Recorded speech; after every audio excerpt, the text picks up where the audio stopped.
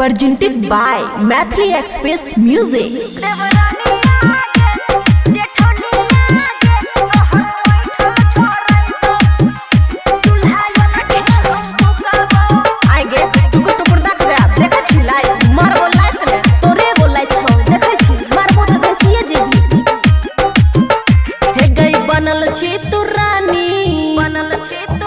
हे गई बनल छी तू रानी तोरा से गोबर ठकबैबो देवरानी आगे तोहर ऐठल छोड़ैबो देवरानी आगे तोहर ऐठल छोड़ैबो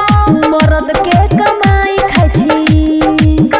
हे गई मर्द के कमाई खाइ छी ताना नै सहबो जेठनी आगे चूल्हा यो लगे हम भूकबो जेठनी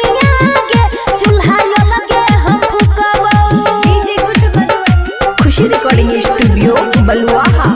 हगाई सुन छोट जकारो बेसी आगती नहीं बढ़ तू बढ़ छी त बढ़ जकारो मैं त आंखे फोड़ देबो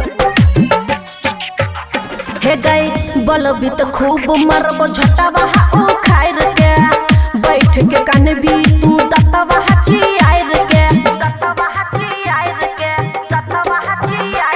बुझलही रोब ने दिखाबे नए ताके तू घूर के मरबो की हुनी से भगवे तू छिहुल के औकाद के दाह तोहर हे गई औकाद के दाह तोहर याब लगैबो जेठनी आगे चूल्हा यो लगे हम फुकबो जेठनी आगे चूल्हा यो लगे हम फुकबो डीजे गुट बदुआ चूल्हा डीजे गुट बदुआ आइ गगलवा के फोन करै छियो आइ तू है ने चल ठीक छे आई फोन लगा तू हमू देख ले छी मिक्स बाय अमन अक्के हे गए नैहर के रही तू बड़ खिलाड़ी कोचिंग के ले तू ओही बसवारी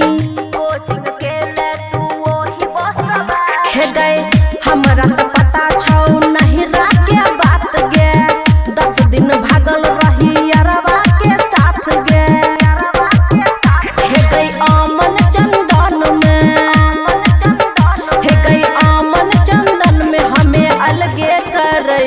देवरानी आगे तोहर ऐठल छोड़ैबो जेठनी आगे चूल्हा यो लगे हम फुकबो बुझलिही कान खोल के सुन ले खुशी रिकॉर्डिंग स्टूडियो बलुआहा।